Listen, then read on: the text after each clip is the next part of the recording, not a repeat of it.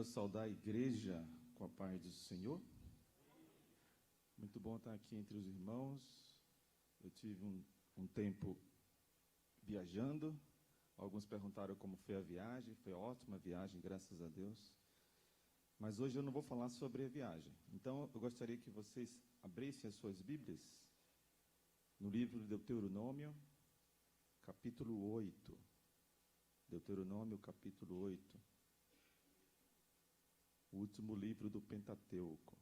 Deuteronômio significa Devarim no hebraico. As palavras. Nós vamos ler todo o texto de Deuteronômio 8. São apenas 20 versículos, irmãos. Eu acho que dá para a gente ler 20 versículos, né? Vamos ler todo o texto. Mas eu já queria deixar para vocês, de antemão, avisado, que eu não vou pregar no texto inteiro, porque é impossível pregar em Deuteronômio 8 em 40 minutos, 50 minutos, 1 hora de mensagem. A Olivia já apontou para mim, 1 hora de mensagem. É impossível. Mas Deuteronômio 8 é um dos textos mais lindos da Bíblia. Minha esposa, eu falei isso para minha esposa esses dias. Aí ela falou assim, você fala isso para todos os textos, então eu estou caindo em descrédito. Mas é verdade, Deuteronômio 8 é um dos textos mais lindos da Bíblia. Como eu gosto de fazer, eu não irei fazer hoje, eu gosto de fazer uma pregação expositiva, palavra por palavra, texto por texto, verbo, às vezes preposições. É impossível fazer isso hoje. Então, hoje nós vamos fazer um passeio de balão. Tem aquela música, né? Vamos passear de balão. Então, hoje nós vamos passear de balão nessa cidade que se chama Deuteronômio 8. Vamos olhar só por cima o capítulo de Deuteronômio 8. E a gente vai conseguir, talvez, tirar umas fotografias de alguns pontos turísticos de Deuteronômio 8. Mas não viajaremos ou não passearemos de carro, muito menos a pé por Deuteronômio 8. Tem muitas coisas que a gente pode aprender com Deuteronômio 8. Hoje nós vamos passear de balão. Então vamos lá, irmãos, sem demora. Tenham cuidado de cumprir todos os mandamentos que hoje lhes ordeno, para que vocês vivam, se multipliquem, entrem e tomem posse da terra que o Senhor prometeu sob juramento aos pais de vocês. Eu estou lendo na versão NAA. Lembrem-se de todo o caminho pelo qual o Senhor, seu Deus, os guiou no deserto durante esses 40 anos. E atenção, para humilhar vocês, para pôr vocês à prova, para saber o que estava no coração de vocês, se guardariam ou não os seus mandamentos. Ele humilhou vocês, ele os deixou passar fome, ele os sustentou com maná, que vocês não conheciam e que nem os pais de vocês conheciam, para que vocês compreendessem que o ser humano não viverá só de pão, mas de tudo que procede da boca do Senhor. Esse texto é bem conhecido, né? Lembra alguma coisa? Não só de pão viverá o homem, mas de tudo que procede da boca do Senhor. Alguém já falou isso anos depois. Durante esses 40 anos, as roupas que vocês usavam não envelheceram, os seus pés não ficaram inchados. Portanto, saibam em seu coração que assim como o homem disciplina o seu filho, assim o Senhor, seu Deus, disciplina vocês. Guarde os mandamentos do Senhor, seu Deus, para que vocês andem nos seus caminhos e o temam. Porque o Senhor, o Deus de vocês, os faz entrar numa terra boa, terra de ribeiros de águas, de fontes, de mananciais profundos, que saem dos vales e das montanhas, terra de trigo, cevada, de vinhas, figueiras, romãzeiras, terra de oliveiras, de azeite e mel, terra em que vocês não terão escassez, e em que não lhes faltará nada. Terra cujas pedras são ferro, e de cujos montes vocês extrairão cobre. Vocês comerão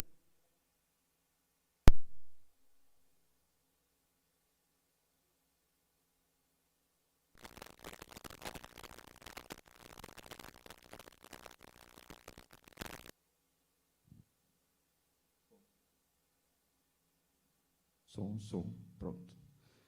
Versículo 10. Vocês comerão e ficarão satisfeitos. Eu preciso de mais uns 2 minutos aí, pastor. Desconta aí. E louvarão o Senhor seu Deus pela boa terra que lhes deu. Versículo 11. Preste atenção agora. Tenham cuidado de não esquecer do Senhor seu Deus, deixando de cumprir os seus mandamentos, os seus juízos, os seus estatutos, que hoje lhes ordeno. Não esqueça que depois de terem comido e estarem fartos, depois de haverem edificado boas casas, morado nelas, depois de se multiplicarem o seu gado, os seus rebanhos, e aumentar a sua prata, o seu ouro, e ser abundante tudo que vocês têm, se eleve o seu coração e vocês se esqueçam do Senhor, o seu Deus, que os tirou da terra do Egito, da casa da servidão, que os conduziu por aquela grande e terrível deserto de serpentes abrasadoras, de escorpiões, de aridez, onde não havia água, e que fez sair água da rocha para vocês beberem, que no deserto os sustentou com maná, que os pais de vocês não conheciam, para humilhar vocês, mais uma vez, para pôr vocês à prova, e afinal, para lhes fazer bem. Portanto, não pensem, a minha força e o poder do meu braço me conseguiram essas riquezas. Pelo contrário, lembre-se do Senhor, seu Deus, porque é Ele que lhes dá força para conseguir riquezas, para confirmar a sua aliança, que sob juramento prometeu aos pais de vocês, como hoje se vê. Se vocês se esquecerem do Senhor, o seu Deus, e seguirem outros deuses, os servirem e os adorarem, eu lhes asseguro hoje que vocês certamente serão destruídos. Como as nações que o Senhor destruiu diante de vocês, assim vocês também perecerão, porque não quiseram obedecer à voz do Senhor, o seu Deus. Feche os seus olhos, vamos orar. Pai querido, aqui nós estamos diante do Senhor, e aqui está a tua palavra. Senhor, nós não merecemos estar aqui. Eu não mereço estar aqui diante desta igreja, diante do teu povo, para pregar e transmitir a tua palavra, Senhor. Quem sou eu? Homem de lábios impuros, que habita no meio de um povo de impuros lábios. Mas eis-me aqui, ó Pai. Usa-me como o Senhor quiser. Que não sejam as palavras que saiam da minha boca, que não sejam palavras da minha mente, mas que sejam as palavras que vêm direto do teu coração. É isso que eu te peço, Pai. Prepara o nosso coração para receber a tua palavra. Que as palavras dos meus lábios e o meditar do meu coração sejam agradáveis na tua presença, Senhor meu, rocha minha e redentor meu. Amém. 3 anseios fundamentais do ser humano, já dizia o falecido pastor John Stott, no seu livro que eu recomendo, Por que Sou Cristão? Foi publicado no Brasil na editora Ultimato em 2004. 3 anseios fundamentais do ser humano. Primeiro, a busca por transcendência. Segundo, a busca por significância. E, finalmente, o reconhecimento na vida em comunidade. Busca por transcendência é a busca por algo que está acima de nós, que está além de nós, por algo acima desta matéria, por algo espiritual. Gênesis capítulo 1, versículo 26, Deus falou: façamos o homem à nossa imagem, conforme a nossa semelhança. Somos seres carnais, é verdade, mas também somos seres espirituais. E pelo fato de nós sermos seres espirituais, isso norteia as nossas vidas. O ser humano, ele foi feito essencialmente para adorar algo, ou adorar alguém, como está escrito lá em Romanos 1, 18 a 21. Um teólogo chamado Ronald Nash afirmou que o mundo não é composto por pessoas religiosas e não religiosas. Não existe 2 grupos, pessoas religiosas e não religiosas. Antes, ele é composto por pessoas religiosas que têm diferentes deuses. Todos nós somos religiosos.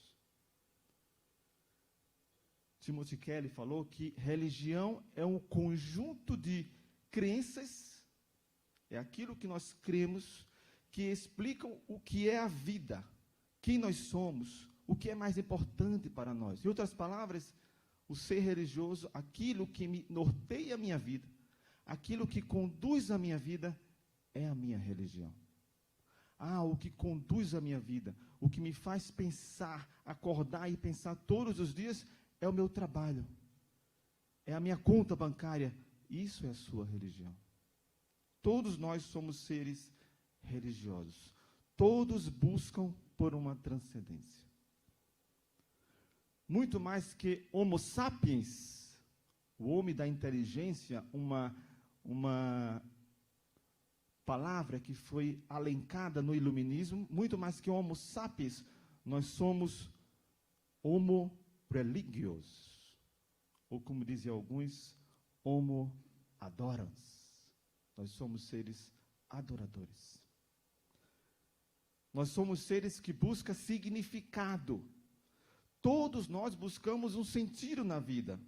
Eclesiastes capítulo 2, a partir do versículo 1, diz assim: eu disse a mim mesmo, vamos, prove a alegria, procure ser feliz. Mas também isso era vaidade, disse o escritor. Concluí que o riso é tolice, que a alegria não serve para nada. Considerei todas as obras que as minhas mãos fizeram e também o trabalho que eu com fadigas havia feito. E eis que tudo era vaidade e correr atrás do vento, e nenhum proveito havia debaixo do sol. O escritor procurava um significado na vida. Todos nós buscamos significado. Para que eu vivo? Para que eu trabalho? Por que eu acordo todos os dias de manhã? Todos nós buscamos por reconhecimento na vida em comunidade. Todos nós procuramos ser reconhecidos por alguém. Nesse mesmo texto que eu li, o versículo 9 diz: eu me tornei importante e superei todos os que viveram antes de mim em Jerusalém. Ele se tornou importante, se tornou reconhecido. Todos nós procuramos isso de uma forma ou de outra. Em certo sentido, meus irmãos, essa também era a busca do povo hebreu aqui em Deuteronômio e em todo o Pentateuco. O povo buscava um Deus para adorar. Ele buscava transcendência. Abra sua Bíblia em Êxodo, capítulo 32, versículo 1. Pode postar aí, por favor. Êxodo 32, versículo 1. Diz assim a palavra de Deus: o povo viu que Moisés demorava para descer do monte, por ocasião em que Moisés estava no monte Sinai. Então reuniu-se em volta de Arão e lhe disse: levante-se, faça para nós deuses que vão adiante de nós, pois quanto a este Moisés, o homem que nos tirou do Egito,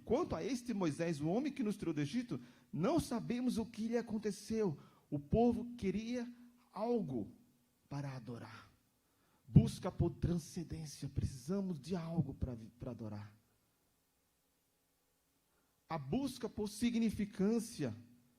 Se você voltar um pouquinho à sua Bíblia, em Êxodo mesmo, capítulo 17, versículo 3, por ocasião da água da rocha em Refidim, está escrito ali no versículo 3, mas ali o povo estava com sede e murmurou contra Moisés, dizendo: por que você nos tirou do Egito para nos matar de sede a nós, nossos filhos e a nossos rebanhos? Por que estamos aqui? Vamos morrer aqui. Que sentido tem a gente sair do Egito e agora morrer no deserto? Busca por significado na vida. Mas o povo, assim como cada um de nós aqui, meus irmãos, também buscava por ser reconhecido pelos outros. 1 Samuel, capítulo 8, versículo 5, quando Samuel já estava velho para morrer, os israelitas desejavam um rei. E ali no versículo 5 do 1 Samuel 8, diz assim: e disseram: veja, você está ficando velho. Está falando a respeito de Samuel. E os seus filhos não andam pelos seus caminhos. Por isso, queremos agora que você nos constitua um rei, para que nos governe como acontece em todas as nações. Aquele povo queria ser reconhecido pelas outras nações. Busca por reconhecimento. Todos nós somos assim. Passam séculos, entram séculos, e todos nós buscamos transcendência, buscamos significado na vida, buscamos reconhecimento. Deuteronômio, o livro maravilhoso de Deuteronômio, marca a transição entre duas fases muito distintas na vida do povo. Uma fase que nós podemos chamar de o extraordinário, que está registrado principalmente no livro de Êxodo e Levítico, quando o povo vivia todos os dias uma vida extraordinária, e uma outra fase que estava para começar, assim que o povo atravessasse o Jordão com Josué, que era a fase ordinária. Quem não gostaria de viver o extraordinário? Já pensou você acordar de manhã e você está naquele trânsito terrível para chegar lá no seu emprego, 1 hora para chegar no emprego, e você ora a Deus, você coloca lá seu lápis no chão, e o mar de carros se afasta, e você passa a pé enxuto. Que milagre! Já pensou você acordar de manhã e você vai checar lá a sua conta, que estava negativa, e tem $2 milhões na sua conta? Foi Deus, o extraordinário. Recebo, né, pastor? Quem não gostaria de viver o extraordinário? Muitas igrejas por aí buscam incessantemente o extraordinário. E o povo viveu isso durante 40 anos no deserto. A travessia do Mar Vermelho, Êxodo 14. Que coisa magnífica, passar a pé enxuto. As águas amargas se tornam doces, Êxodo 15. Quem tomou uma água amarga que virou doce? Eu nunca aconteceu isso comigo. A provisão com o maná, as cordonizes, Êxodo 16. E a palavra maná significa literalmente, o que é isto? Deus mandou uma coisa que ninguém conhecia para provar o seu poder. Durante 40 anos, as roupas não envelheceram e os sapatos não incharam. Nós lemos isso, capítulo 4 de Deuteronômio 8. Está escrito assim: durante esses 40 anos, as roupas que vocês usavam não envelheceram, os seus pés não ficaram inchados. Já pensou? Você não precisa comprar roupa, sua roupa não envelhece, seus sapatos, seu chinelo, sua sandália não desgastam, seus pés não incham. É uma vida extraordinária. Mas agora, a partir de Deuteronômio, eles viveriam não mais o extraordinário. Talvez uma vez ou outra Deus desse uma colher de chá e fizesse uma coisa extraordinária, mas eles viveriam no dia a dia o ordinário. Olha o que está escrito aí em Deuteronômio 8, versículos 7 a 10. Nós lemos: porque o Senhor, o Deus de você, os faz entrar numa terra boa, terra de beiros de águas, de fontes de mananciais profundos, que saem dos vales das montanhas, terra de trigo, cevara, de vinhas, figueiras, Versículo 8. Terra que vocês não terão escassez, em que não lhe faltará nada, terra cujas pedras são ferro, de cujos montes vocês trairão cobre, vocês comerão, ficarão satisfeitos, louvarão o Senhor, seu Deus, pela boa terra que Ele lhes deu. O que ele está falando aqui, o escritor? Ele está falando de uma vida ordinária. Você acorda de manhã, você vai buscar o seu alimento, você planta o seu alimento, você constrói a sua casa, você vai cavar a terra para buscar cobre e minério, você vai construir cidades, vocês vão casar e se dar em casamento. É uma vida ordinária, uma vida comum. No deserto, enquanto eles estavam vivendo o extraordinário, mesmo vendo com seus próprios olhos, meus irmãos, os milagres que o Senhor fez, e quantos milagres o Senhor fez, aquele povo ainda assim estava distante do Senhor. Eles não estavam na condição em que Deus queria que eles estivessem. Eles não estavam como Deus queria que eles estivessem. Por isto, preste atenção, Deus os provou e os humilhou através de situações difíceis. Versículo 2. Olha aí a sua Bíblia, versículo 2. Não feche as suas Bíblias. Preste atenção. Não perca o fio da meada. Lembre-se de todo o caminho pelo qual o Senhor, seu Deus, os guiou no deserto durante esses 40 anos. Para o quê? Para humilhar vocês. Para pôr vocês à prova. Para saber o que estava no coração de vocês, se guardariam ou não os mandamentos. O que Moisés quis dizer com isso? Será que Deus deseja que o homem humilhe-se diante dele? Será que Deus nos humilha? Eu acho que um grande exemplo para a gente entender o que significa humilhar-se, ou o que é humildade à luz da Bíblia, é o exemplo da luta de Deus contra Faraó. Deus falava, deixa meu povo ir. E Faraó dizia o quê? Não. Quem é o seu Deus? Eu sou o Deus de toda a terra. Eu sou Faraó. Deixa meu povo ir. E Faraó continuava dizendo não. E Deus mandou a primeira praga, a segunda praga, a terceira praga, a quarta. Antes da oitava praga, Êxodo capítulo 10, versículo 3, Deus diz assim, assim diz o Senhor, o Deus dos Hebreus, até quando você se recusará a humilhar-se diante de mim? Deus queria que Faraó humilhasse diante dele. O que é humilhar-se? O que é humildade à luz da palavra de Deus?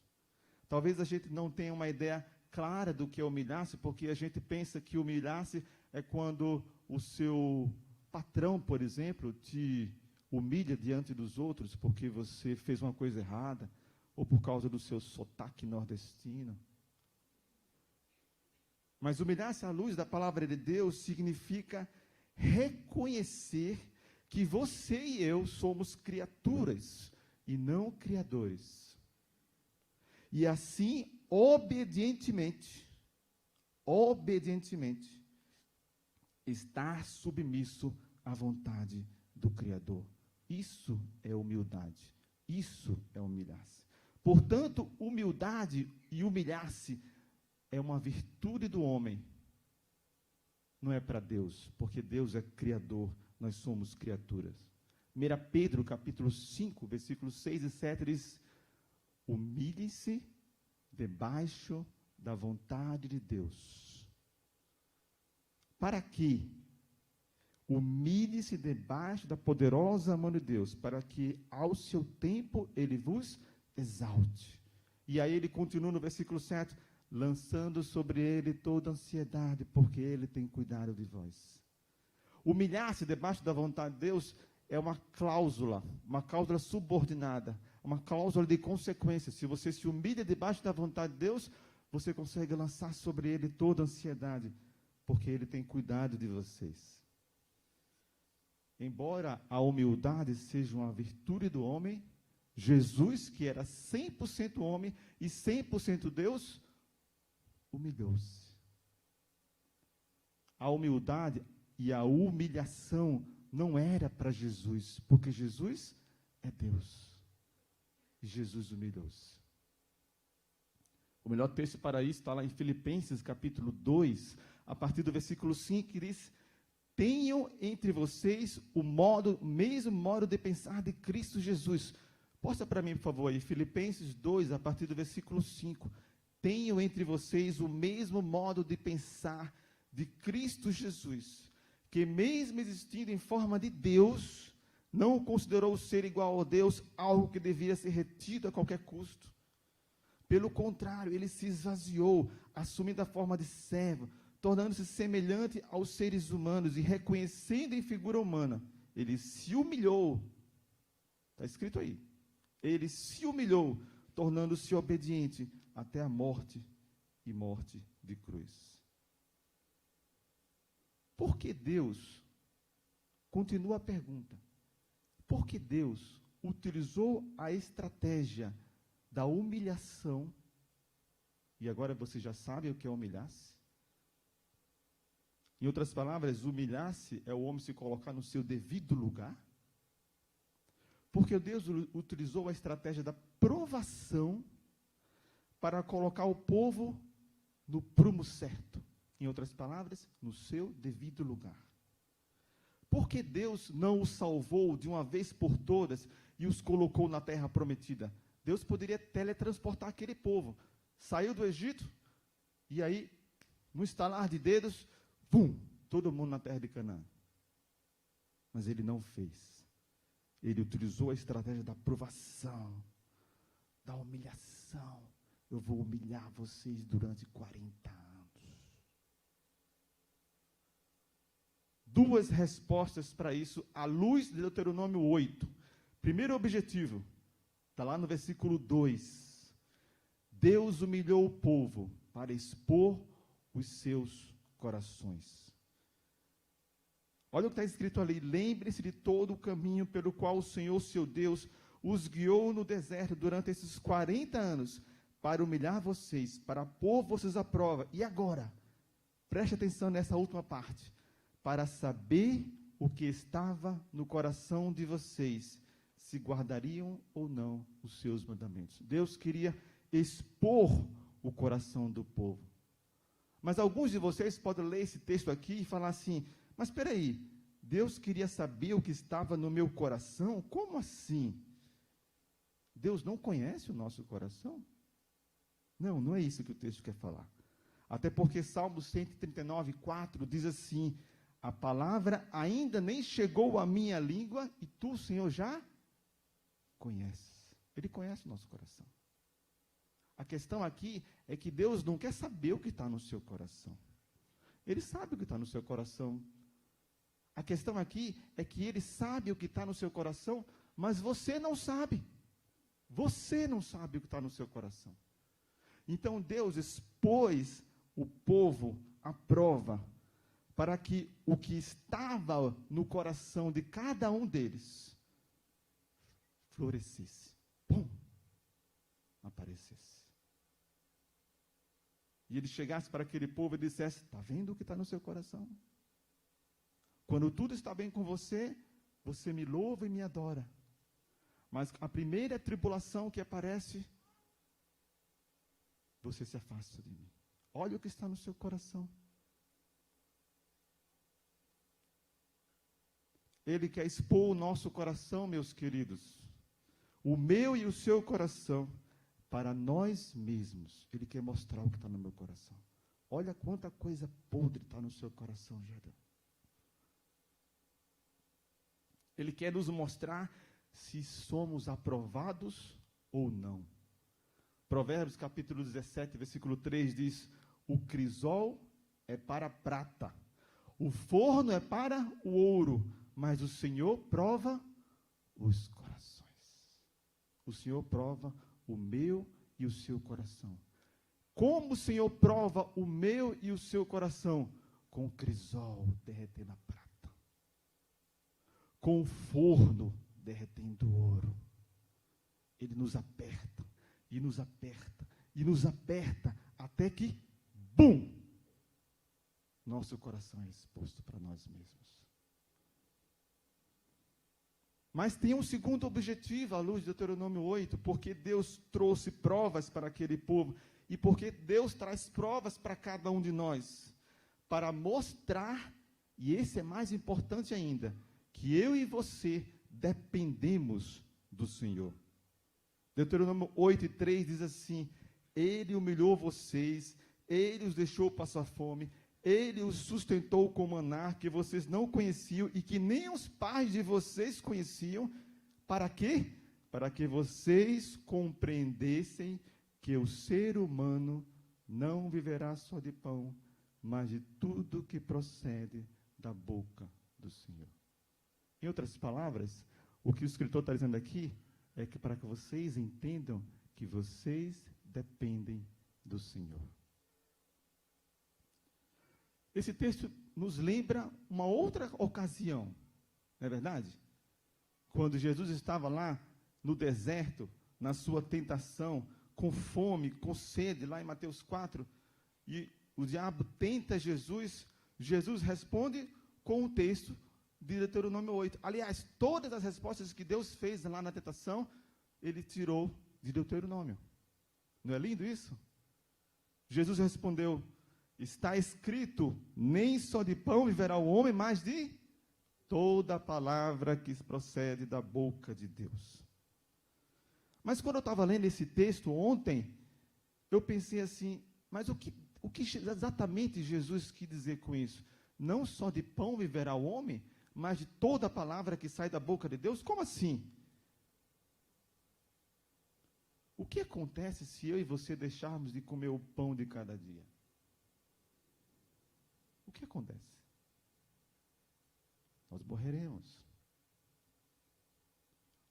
Não se trata de você comer ou não o pão. Não se trata de você comer um pouquinho de pão e depois você estudar a palavra de Deus. Não é nada disso que Jesus está falando. Não só de pão viverá o homem, mas de toda a palavra que sai da boca de Deus. O que Jesus está falando aqui é que tudo que nós temos, todo pão, toda provisão, vem dele. É ele que dá. Você teve pão para comer hoje? Foi ele que deu. Mesmo que você não creia nisso, continua o fato de que foi ele que deu. Você acordou vivo hoje, está respirando? Foi ele que permitiu.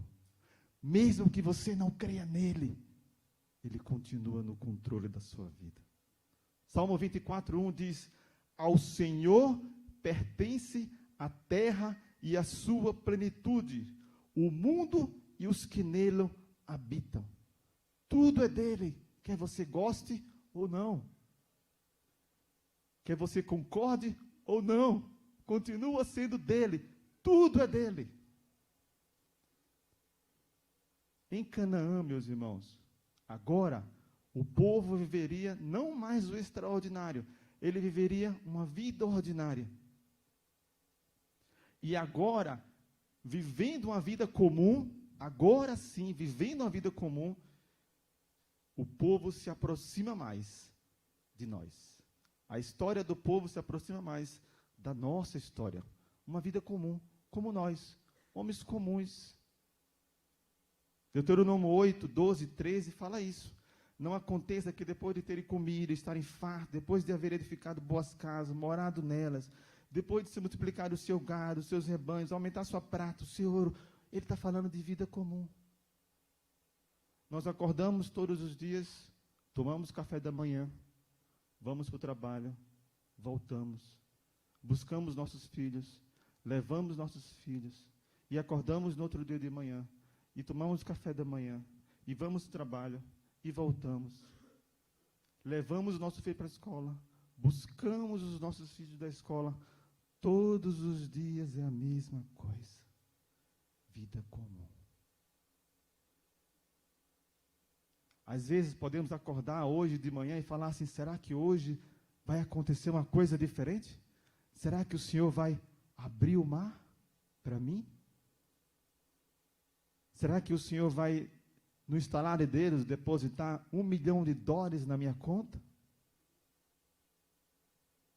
Será que o Senhor vai me curar hoje da minha doença, do meu diabetes, da minha hipertensão, das minhas dores que eu vivo todos os dias, o dia inteiro? E você ora a Deus, e você busca a Deus, e nada acontece.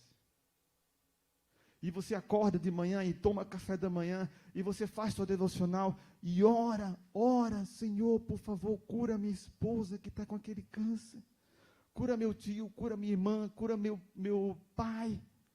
E você ora, e nada acontece. Vida comum.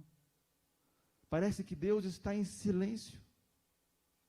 Parece que Deus não está te ouvindo.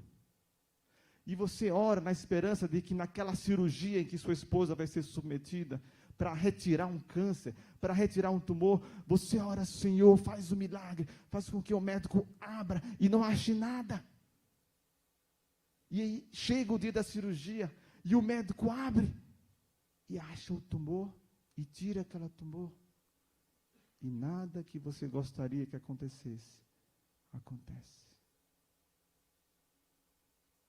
Como adorar a Deus em meio à nossa vida comum? Você não vê Deus. Você não vê o mar se abrir. Você não vê o maná cair do céu. Você não vê a nuvem que cobre o povo durante o dia e a tocha de fogo que aquece o povo durante a noite. Como confiar em Deus se Ele nunca se mostrou a nós na sarça ardente, como aconteceu com Moisés em Êxodo 3? Como? É todos os dias a mesma coisa. Como eu posso descansar em Deus, mesmo sem dinheiro na minha conta, e saber que eu nunca vou passar necessidade se eu nunca vi o maná do céu cair? Como eu vou viver uma vida na dependência do Senhor quando parece que Ele está em silêncio? E às vezes você acorda de manhã e se ajoelha e ora a Deus, mas você não sente nada.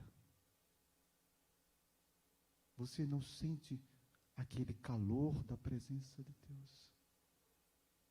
E você fala: Senhor, fala comigo. E você não sente nada. Vida comum.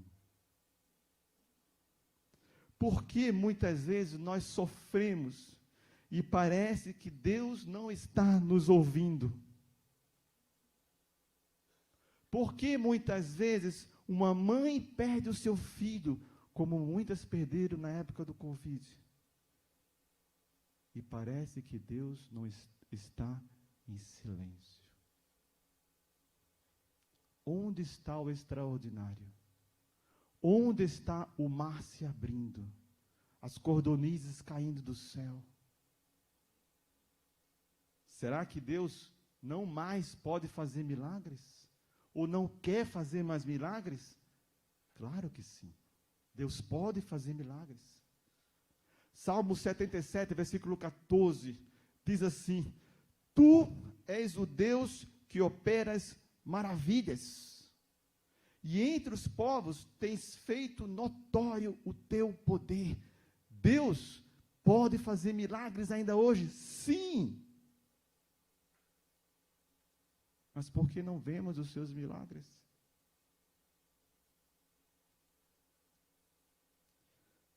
Deus escolheu a vida ordinária. Preste atenção agora.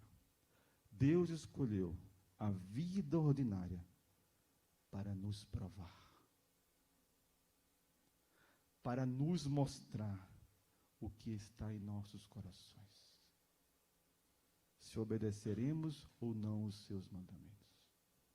Como seria fácil sermos crentes se um dia eu aparecesse com câncer e falasse: doutor, fica tranquilo, meu Deus vai me curar. Eu vou fazer uma oração forte, e amanhã a gente repete o exame e não vai ter mais nada. E você ora a Deus: Senhor, cura-me para mostrar o teu poder. E Deus vai lá e cura. E você faz uma nova ressonância e está tudo limpo. Como seria bom ser crente assim? Está tudo garantido, está dominado, como dizem por aí. Meu Deus vai me garantir. Mas você ora a Deus e nada acontece. Deus escolheu a vida ordinária, onde parece que Ele está distante, só parece, para mostrar para você e para mim o que está em nossos corações. Hebreus capítulo 10, versículo 38, diz assim: mas o justo viverá pela fé. Você acredita em mim? E se ele retroceder, dele a minha alma não se agradará. 2 Coríntios, capítulo 5, versículo 7, diz: porque andamos por fé e não pelo quê? Vemos. Nós não vemos o mar se abrir, mas acreditamos e confiamos no Deus que pode abrir o mar. 2 Coríntios, capítulo 4, versículo 16 a 18, diz assim: por isso não desanimamos. Posta para mim, por favor, 2 Coríntios 4, 16 a 18. Por isso não desanimamos. Pelo contrário, você está passando dificuldades na sua vida ordinária, na sua vida comum, tudo igual, nada muda. Paulo falou assim: por isso não desanimamos. Pelo contrário, mesmo que o nosso ser exterior se desgaste, esse corpo aqui se desgasta, adoece. Mesmo que o nosso ser exterior se desgaste, o nosso ser interior se renova dia a dia. Aleluia. Porque a nossa leve e momentânea tribulação produz para nós um eterno peso de glória, acima de toda comparação. E agora preste atenção: à medida que não olhamos para as coisas que se veem. Eu estou vendo minha doença aqui, mas eu não consigo ver Deus. Paulo fala para você parar das coisas, Paulo fala para você parar de olhar para as coisas que se veem. Mas ele manda você olhar para as coisas que não se veem. Alguém viu Deus aqui? Eu não vi. Mas ele manda olhar para Deus. Porque as coisas que se veem são temporárias. Mas as coisas que não se veem, essas são eternas. João capítulo 20, versículo 29, Jesus disse: você creu porque me viu? Bem-aventurados são os que não viram e creram. Nós somos bem-aventurados, meus irmãos, porque não vimos, mas cremos. O Senhor pode fazer milagres hoje? Pode, é claro. Nós podemos orar por isso? Devemos orar por isso. Ele pode fazer milagres, sim, mas Ele também pode fazer milagres por meio de médicos, por meio de medicamentos, por meio de tratamentos. Mas não se trata de fazer ou não fazer milagres, não se trata disso, nunca se tratou disso, nem no deserto. Não se trata dele abrir o mar vermelho ou não abrir o mar vermelho, não se trata dele mandar maná ou não mandar maná, nunca se tratou disso. Trata-se do Senhor. Trata-se de você crer nele e depender dele, independente se ele vai fazer ou não milagres. Lembram de Sadraque, Mesaque e Abdenego? Daniel 3. Foram jogados, estavam prestes para ser jogados na fornalha. E o que eles falaram para Nabucodonosor? Se o nosso Deus, Nabucodonosor, preste atenção que eu vou falar, Nabucodonosor. Se o nosso Deus, a quem servimos, quiser livrar-nos, Ele nos livrará da fornalha de fogo ardente e das suas mãos, ó Rei. Mas mesmo que Ele não nos livre, mesmo que Deus não te cure do câncer, mesmo que Deus não te dê uma esposa ou um marido, mesmo que Deus não coloque na sua conta $2 milhões, e você tem que acordar todo dia para pagar as suas contas, trabalhar, e todo mês você está no vermelho, mesmo que Deus não te dê o apartamento que você tanto sonha, mesmo que Deus não te dê filhos que você tanto queria, mesmo que Ele não nos livre, fique sabendo, ó Rei, que não prestaremos culto aos seus deuses, nem adoraremos a imagem de ouro que o Senhor levantou. É isso que Ele quer de nós. Senhor, o Senhor não me tirou esse espinho na carne, mas a minha graça te basta. Vida ordinária. E eu gostaria, já indo para o final da minha mensagem, falar de 3 exemplos de homens que viveram ordinariamente. Ordinariamente, como eu e você, homens comuns, mas permaneceram fiéis. E esse primeiro homem, que todos vocês conhecem, é John Bunyan, que viveu no século XVII, 1628 a 1688. John Bunyan ficou 12 anos preso, e sua filha mais velha era cega de nascença. Certa vez ele disse que isso partia a sua alma. Entretanto, mesmo estando 12 anos preso injustamente, John Bunyan, esse homem de Deus, que vivia uma vida ordinária, Deus não abriu as cadeias e fez John Bunyan sair. Ele escreveu cerca de 60 livros, e dentre eles, o mais conhecido, O Peregrino, o segundo livro mais lido do mundo depois da Bíblia. E talvez a frase que mais expresse o que estava no coração de John Bunyan é uma frase pequenininha, onde ele disse: viver em Deus é viver o invisível. John Bunyan foi fiel, mas ele nunca viu Deus. Ele nunca viu o extraordinário. O que dizer também de David Brainerd, que também viveu por esse tempo, o século XVIII, que dedicou a sua pequenaníssima vida como missionário entre indígenas americanos. Dos 8 anos que ele viveu convertido, 4 anos ele viveu nas tribos indígenas da América do Norte. E morreu aos 29 anos, vítima de tuberculose, cuspindo sangue, derramando sangue pela boca. Em uma das suas palavras, John Bunyan falou: quando eu realmente me deleito em Deus, preste atenção, quando eu realmente me deleito em Deus, eu sinto meus desejos por Ele cada vez mais insaciável. Você tem sede de Deus? E ele continua: e a minha sede por santidade cada vez mais difícil de saciar. Oh, como desejo mais santidade. Oh, como desejo mais de Deus na minha vida. Palavras de John Bunyan. De David Brainerd, desculpa. Oh, que eu nunca perca tempo na minha jornada celestial. Você pode orar assim? Como Brainerd orava? Senhor, me faz mais santo.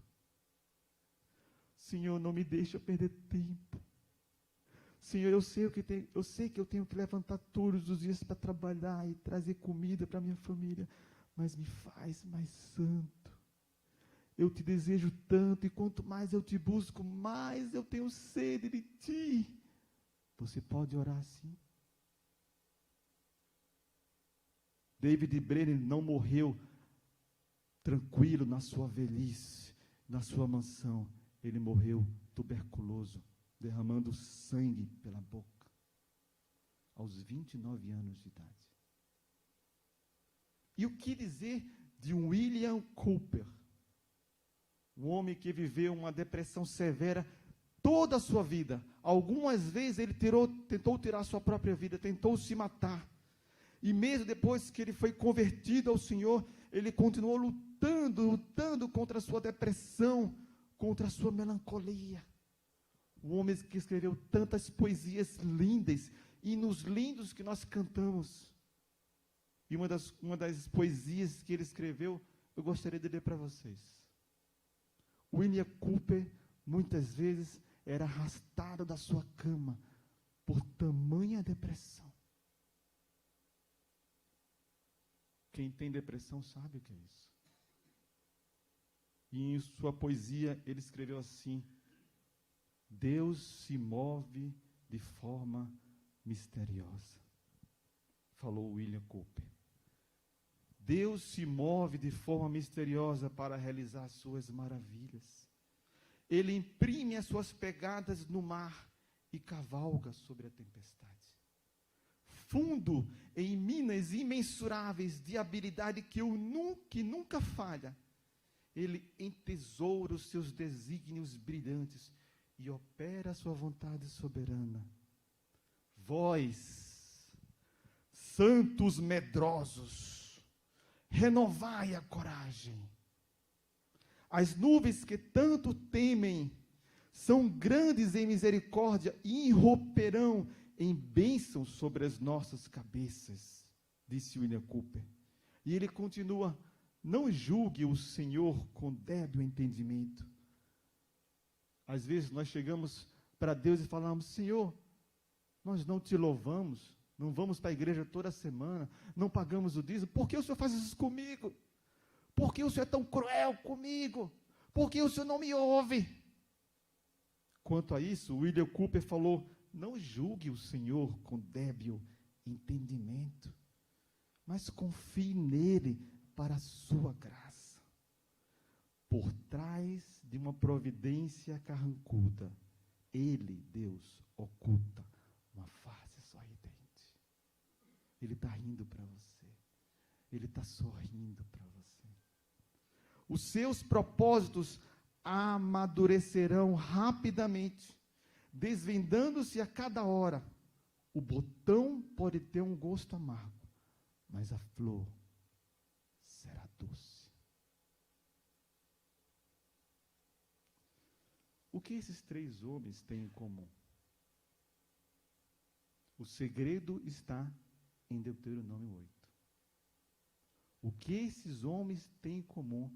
A resposta está em Deuteronômio 8. Deuteronômio 8:1 falam: tenham cuidado de cumprir os mandamentos. Deuteronômio 8:2 falam: lembrem-se. Ainda no versículo 2 fala: humilhem-se. Versículo 6, ele fala: guarde os mandamentos do Senhor. Grifem isso nas Bíblias de vocês, passem um círculo. Grifem, não é pecado fazer isso. Deuteronômio 8:11 diz: não se esqueçam do Senhor. Versículo 18 diz: lembre-se do Senhor, o seu Deus. O que esses homens tinham em comum? A resposta está em Deuteronômio 8. Eles cumpriam os mandamentos de Deus. Eles se lembravam de todas as coisas que Deus já fez. Eles humilhavam-se diante de Deus. Eles guardavam os mandamentos do Senhor. Eles não se esqueciam do Senhor. Eles se lembravam todos os dias do seu Deus. Esse é o segredo. Em nossa busca ordinária por transcendência, por significado na vida, por reconhecimento, nós, eu e você, podemos nos satisfazer em Cristo. É Cristo que nos satisfaz. Independente da nossa condição, meus irmãos. Independente do nosso estado social ou de saúde, é Cristo que nos satisfaz. E Paulo falou que se a nossa esperança em Cristo limita-se apenas a esta vida, somos os mais infelizes de todos os homens. E eu gostaria de terminar a minha mensagem de hoje recitando uma oração. Está no livro O Vale da Visão, de um puritano do século XVIII. E essa oração diz assim: Senhor Jesus, eu sou cego, seja a minha luz. Eu sou ignorante, seja a minha sabedoria. Eu sou obstinado, seja a minha mente. Abre o meu ouvido para captar rapidamente a voz do teu Espírito e correr deliciosamente atrás de sua mão, acenando. Derrete a minha consciência para que nenhuma dureza permaneça. Quando Satanás se aproximar, que eu possa fugir para as tuas feridas e lá deixar de tremer. Seja meu bom pastor, para me conduzir aos pastos verdes da tua palavra. Enche-me de paz. Tua cruz foi erguida para ser o meu refúgio. Teu sangue jorrou para me purificar. Oh, que eu possa te amar como tu me amas. Que eu possa andar digno de ti, meu Senhor. Que eu possa refletir a imagem do primogênito do céu. E ele termina a oração dizendo assim: que eu sempre veja a tua beleza com o olhar claro da fé e sinta o poder do teu Espírito em meu coração. Senhor Jesus, nós estamos aqui diante do Senhor neste momento. E queremos te pedir, antes de mais nada, perdão. Perdão porque muitas vezes o Senhor nos prova. E o nosso coração mostra para nós mesmos egoísmo, egocentrismo, medo, desconfiança, ansiedade, dúvidas. Nós queremos te pedir perdão, porque não confiamos muitas vezes em Ti como deveríamos. Porque não lembramos das coisas grandiosas que o Senhor fez no passado. E não nos humilhamos diante do Senhor, sabendo que nós somos criaturas e não o Criador. Ajuda-nos a não olharmos para nós mesmos.